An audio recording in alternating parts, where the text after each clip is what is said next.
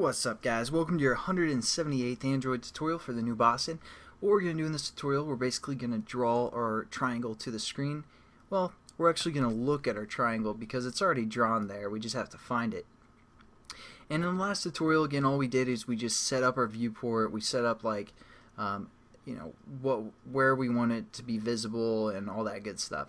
And now we're actually going to basically tell our camera to look at a specific point.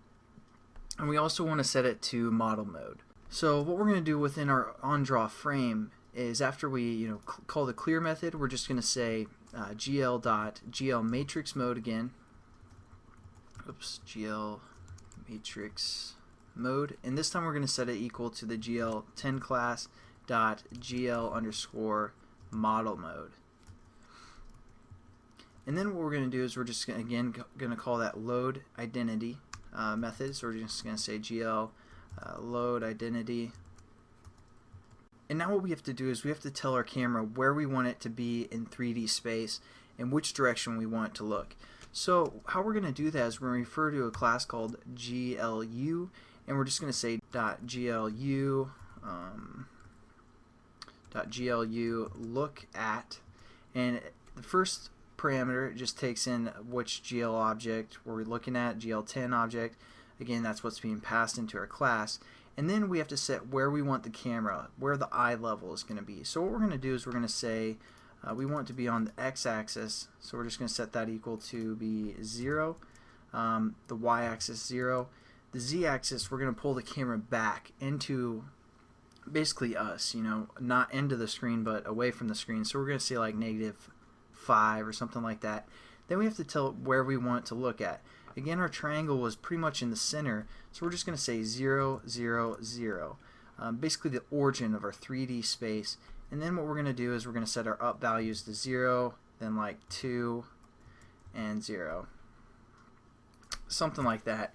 And now when we render it, it's basically setting our camera up again at this position 0, 0, -5, and it's looking in this direction. And that's how we kind of set it up, and then we're going to draw our triangle. So let's make sure it works real quickly. So as you can see, it kind of looks a little bit off, but that's fine for now. And I kind of wanted to just show you guys that example because we set up our frustum a little bit differently than we should. Right here we've kind of skewed our bottom and our top a little bit, so just to change that, we're going to change this to 1, so we have a -1 bottom and a +1 top. And now let's render it and see how that looks. So again, OpenGL, you can kind of render stuff pretty much however you'd like. You can set up the camera, you can set up the perspective that it's at, all that good stuff, and it's pretty pretty impressive. And there we go, we have a better rendered triangle where it's not kind of skewed and it's not up higher, it's kind of more balanced in the center.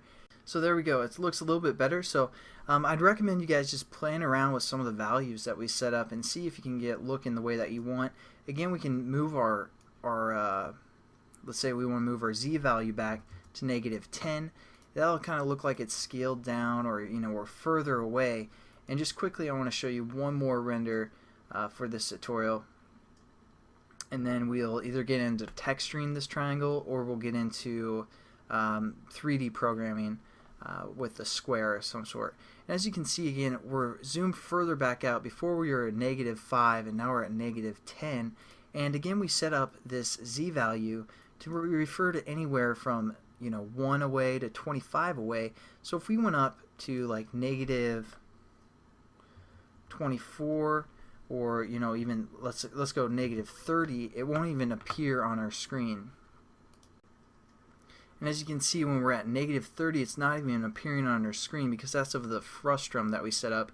We only had it within 25 away. So if we did something more like -23, it's going to be really small, but at least we can still see it.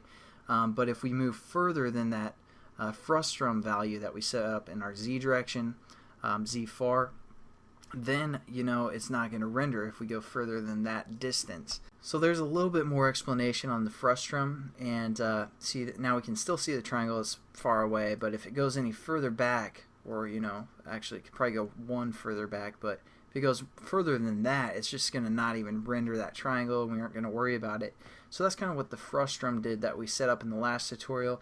Again, we're just setting our camera here so we can even change perspectives, you know, like moving up 5 as well or something like that.